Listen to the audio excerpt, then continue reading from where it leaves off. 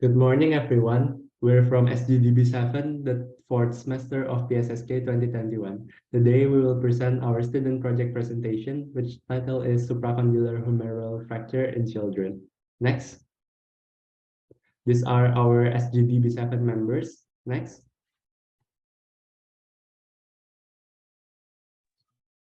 Good morning, everyone. My name is Arsawardani Putri with project number 027, and I'd like to present the background of our student project.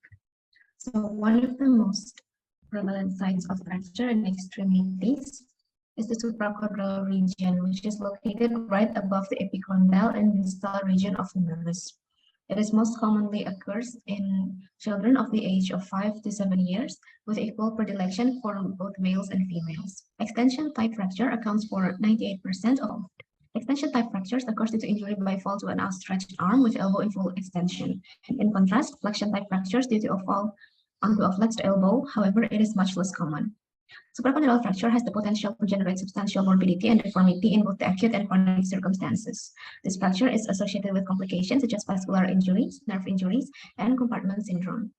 Treatment of supracondylar fracture varies from conservative to operative treatment based on the type and severity of fracture. Currently, the decision-making regarding management and prognosis of supracondylar fracture is taken on the basis of Wilkins modified guideline modification system. Thank you. Okay, let me introduce myself. My name is Putu Wijaya with the last 3 digit of student ID number 227. And I would like to explain more about the problem formulation and objective of the student project. Next slide. Okay, based on the background, the formulations of problem to be discussed in the student project are as the following. First, what is the definition of supracondylar fracture in children? Second, what is the epidemiology of supracondylar fracture in children? Third, what is the etiology of supracondylar fracture in children? Fourth, what is the pathogenesis of supracondylar fracture in children? Fifth, how can supracondylar fracture in children be classified? Six, how to manage the occurrence of supracondylar fracture in children? Seven, what kind of complication can possibly happen to supracondylar fracture in children? And for the last, what are the possible prognosis for children with supracondylar fracture? Next slide. Okay. As for the objective of writing the student project, it is basically to answer all of the problems formulated before. That's all from me. Thank you. Next slide. Okay, good morning, everyone. My name is Ledwin Wibisono with the last 3 digits of student number 061. Next, I would like to explain about the benefits of our student project, and for the writers, it can be used for educational and learning resources, and also practicing and developing skills to conduct research, and not to forget to improve the literacy skills of the writer. And for the institution, it can be used for adding sources of learning materials, and it can be used as the discussion topics and references for conducting research. And for the public community, it can be used to introduce it to the public about supracondylar humeral fracture in children, and also increasing public awareness, and also as a guide to know more about it. That's all from me. Thank you.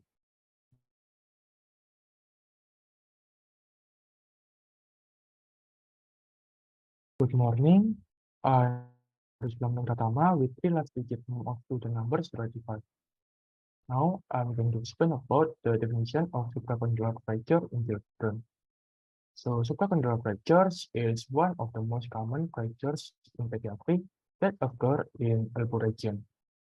This fracture frequently happens in children ages 5 to 7. Supracondylar fracture could occur after an outstretched hand due to fall from a fewer than 2 feet. Based on area affected and underlying pathologic mechanism, supracondylar fracture classified into type 1, 2, 3, and 4. The complication of supracondylar fracture could affect nervous or vascularity of the adjacent injured area and become severe. Thus, proper supracondylar fracture management becomes crucial to prevent further complications. That's all from me, and thank you.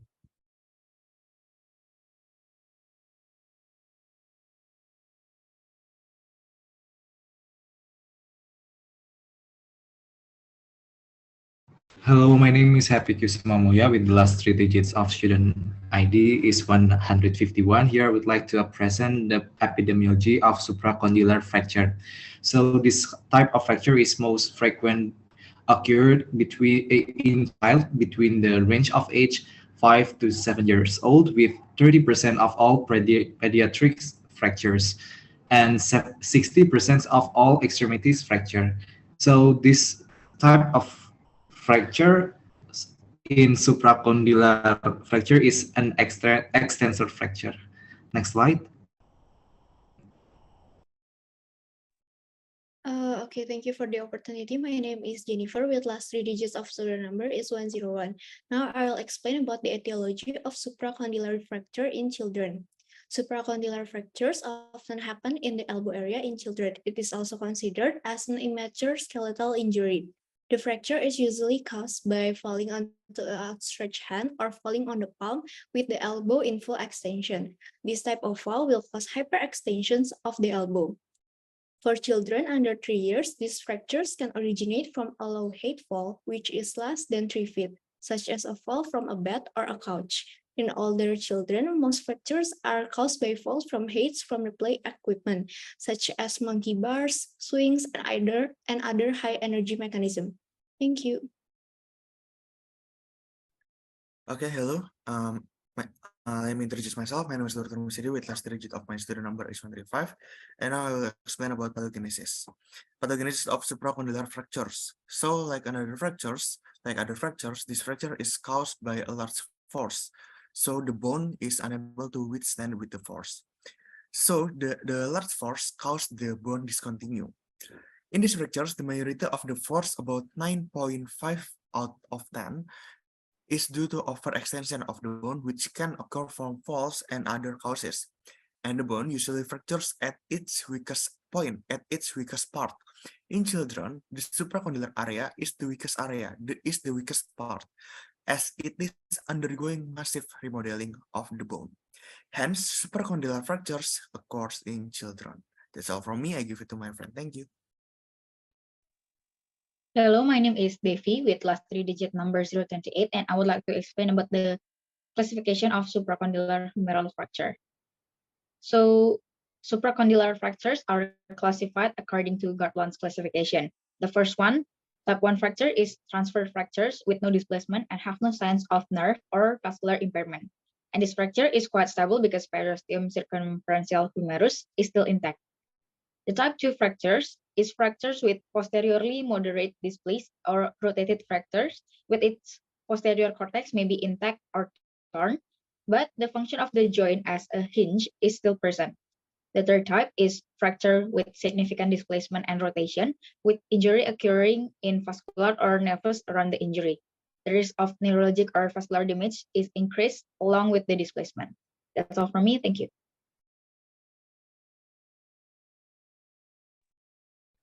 Okay. Good evening. My name is Marta, Vitti, Lawi, and my last three digit of student number is 064. Now I'll talk about the management. Next, in emergency, a child who shows signs of supracondylar fracture should be given comfortable pain relief and immobilize the elbow using a long arm splint. Examination and treatment must be carried out carefully and need to be monitored, including skin condition and neurovascular status.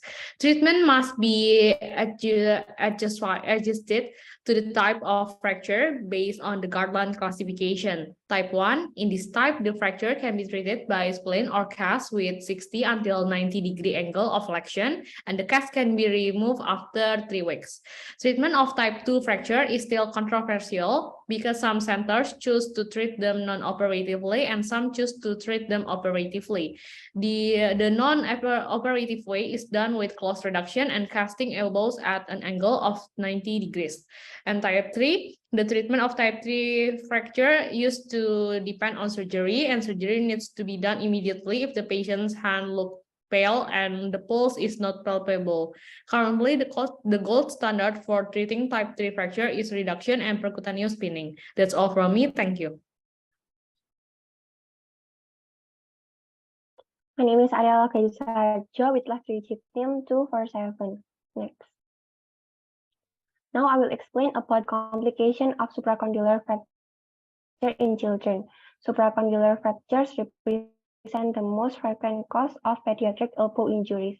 These fractures can present complications such as complications before treatment, include neurological, vascular, and compartment syndrome complication, and complications after treatment or late side effects include angular deformity, decreased movement, or loss of mobility. Vascular and neurological complications most frequently occur in type 3 fractures. Brachial artery injury is most commonly associated with type 2 and 3 supracondylar. Nerve injury has been reported as the most common complication after supracondylar fractures. About 12% of extension-type supracondylar humeral fractures result in brain damage. The most common nerve involved is the median nerve, followed by injury to the radial nerve called neuropraxia. Malunion cubitus varus is common angular deformity after supracondylar fractures.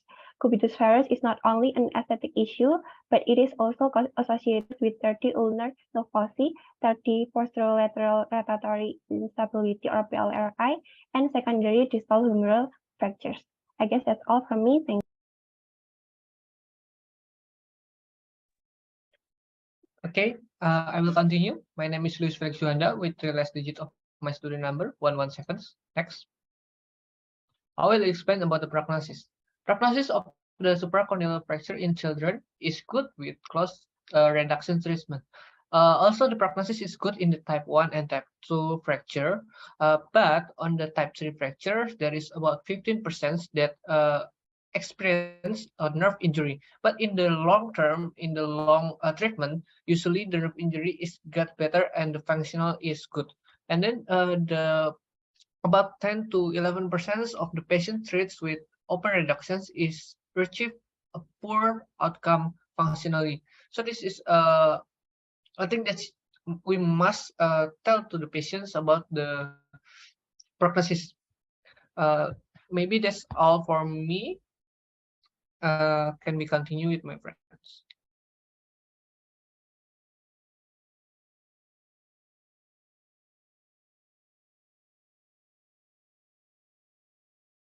My name is Ayu Karralika Raidinjana with the last digit number 246. And now I will give the summary of this topic. So, in pediatrics, supracondylar fracture accounts for 55 to 80% of elbow fractures, and the most common type of these fractures is an extensor type. And this fracture could happen from falling onto an outstretched hand or falling on the palm with the elbow in full extension. A large force will make the bone unable to withstand the force and will result in discontinuities. And this fractures is classified into 3 different types, and the treatment is based on emergency or based on the type. There are 2 types of complication. There are before treatment and treatment related. And the prognosis of supracondylar fracture in children is good with close reduction treatment. That's all from me. Thank you. Hello, my name is Natania with the last digit of student number 175, and I'm going to tell our recommendation about this topic. Next. So further studies by scientists and researchers are crucial to gain more knowledge about the subject. It needs to be researched because supracondylar fracture is common in children and is potential cause of significant morbidity and deformity in acute and chronic settings. By understanding the public can also avoid it and learn about the symptoms so they can detect supracondylar fracture in children as early as possible and get early treatment to increase prognosis. Lastly, this research is also very valuable to us, the writers, in understanding more broadly about lecture material. We are able to pass conclusions, thoughts, inquire about what comes about, critical and clinical data, and important sources of knowledge that we have done on our research this time about supracondylar fracture in children. That's all from us in the student project with the topic supracondylar fracture in children. Thank you for watching.